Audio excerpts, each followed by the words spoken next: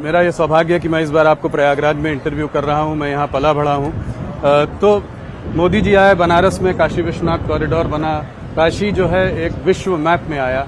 वैसे ही अयोध्या में पिछली बार आपने राम मंदिर का निर्माण हुआ, जनवरी 22 को प्राण प्रतिष्ठा हुई। आज प्रयागराज भी इस महाकुंभ को लेकर देश दुनिया में चारों तरफ इसकी बात हो रही है। तो क्या आपको लगता है आने वाले समय में ये भी एक टूरिज्म, स्पिरिचुअल टूरिज्म का बड़ा सेंटर बनेगा? देखिए, भारत की इस ताकत को दुर्भाग्य से पूर्व की सरकारों ने नहीं समझा था। भारत की इस विरासत जो स्पिरिचुअल टूरिज्म में भारत के अंदर मौजूद था, जो पोटेंशियल था, इसको देखा है प्रधानमंत्री मोदी जी ने। और इसीलिए मोदी जी के नेतृत्व में काशी में काशी विश्वनाथ धाम, 2019 का प्रयागराज कुंभ, अयोध्या में श्री राम जन्मभूमि पर मर्यादा पुरुषोत्तम प्रभु श्री राम के भव्य और दिव्य मंदिर के निर्माण का कार्य, एक नई अयोध्या के दर्शन अयोध्या में होते हैं।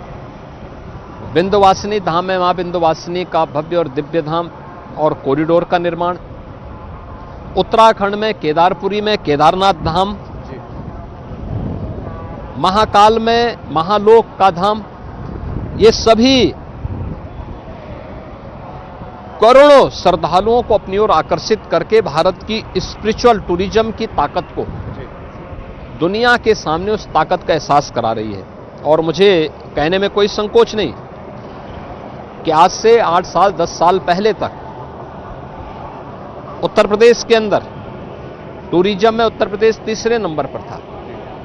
आज उत्तर प्रदेश नंबर 1 पर है अपनी इसी स्पिरिचुअल ताकत के बल पे।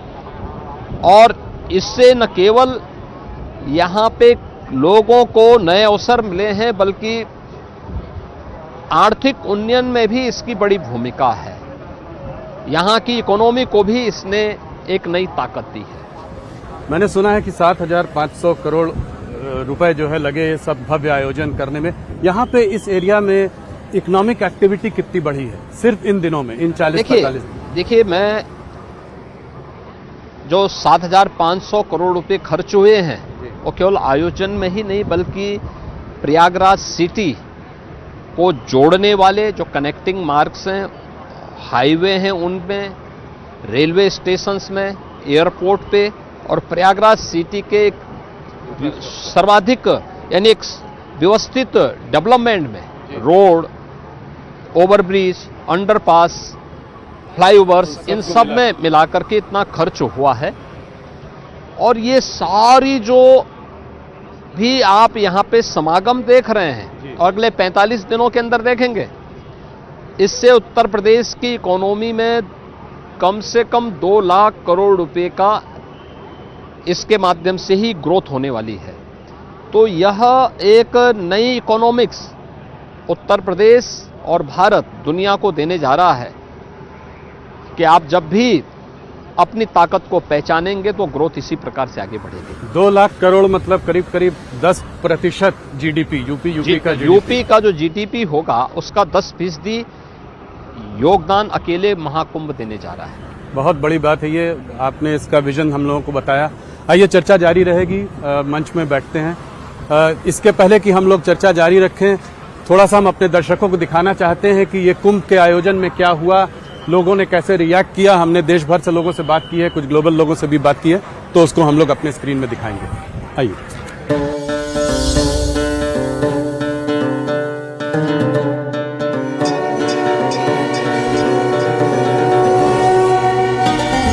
अंतरात्मा तृप्त हो गई, जो शांति मिली है, अद्भुत, अलौकिक, बहुत मजा आ रहा है। मोदी जी और जोगी ने बड़ा अच्छा काम किया है। This is a place that is filled with blessings, unlike any other on the entire planet. Ganga मैया के डुबकी लगाने में बहुत आनंद आया। हम सारे पुण्य पा गए।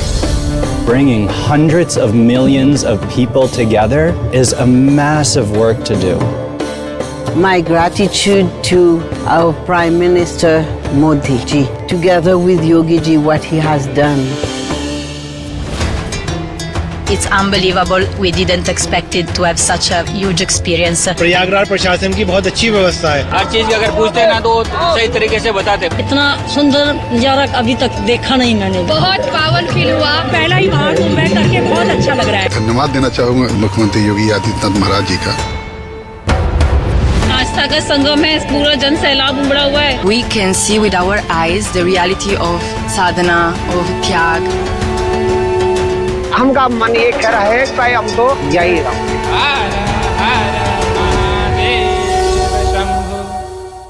योगी जी, हम लोग महाकुंभ के आयोजन के बारे में बात कर रहे थे। मैंने एक और अलग चीज़ इस बार देखी। कल मैं बम्बई से आ रहा था प्रयागराज, तो फ्लाइट में करीब 90 यंग प्रेसिडेंट्स ऑर्गेनाइजेशन के लोग थे। ये उद्योगपति हैं, अपनी बीवियों बच्चों के साथ, और वो भी सब आस्था इस तरह की है, सब डुबकी लगाना चाहते हैं संगम में। मैंने यूथ देखा है, ग्लोबल बहुत अट्रैक्शन है। ग्लोबल का अट्रैक्शन हरदम रहा, पर इस साल कहीं ज़्यादा।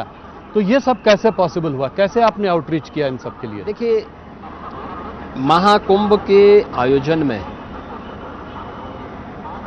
तो सबसे बड़ी बात ये है, भारत की जो यंग जनरेशन है जी, वो बहुतायत संख्या में है।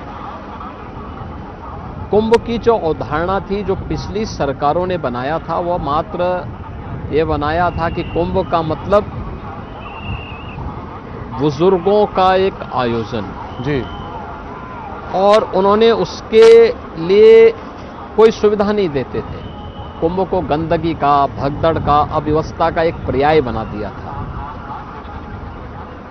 पहली बार आप देख रहे होंगे 2019 में भी और 2025 में भी, ये प्रधानमंत्री मोदी जी के विजन का परिणाम है कि कुंभ के आयोजन को स्वच्छता के साथ, सुव्यवस्था के साथ और सुरक्षा के साथ जोड़ा गया जी।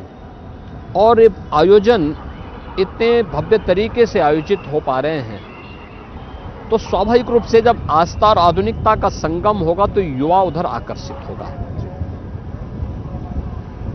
हर वह व्यक्ति जो समाज जीवन के साथ जुड़ा हुआ है, वह उद्यमी हो, टेक्नोक्रेट हो, अच्छा कोई चिकित्सक हो, या किसी जीवन के किसी भी अन्य क्षेत्र में जो एक प्रगतिशील सोच रखता है, वह हर व्यक्ति उसके साथ जुड़ेगा। और जो दृश्य आपको देखने को मिल रहा है कि यंग सीओज को आपने देखा कल जी, फ्लाइट से यहाँ आते हुए, आपने 13 और 14 को जो आपकी रिपोर्टिंग थी उसमें भी आपने इस चीज़ को महसूस किया होगा जी, कि न केवल भारत के बल्कि दुनिया भर से आए हुए जो भी पर्यटक थे, श्रद्धालु थे, उसमें हिंदू ही नहीं थे, सनातन धर्मावलंबी नहीं थे, अहिंदू भी थे। जिन लोगों ने संगम में डुबकी लगाई तो अभिभूत होकर के उन्होंने तारीफ की इन सभी चीज़ों की कि भव्य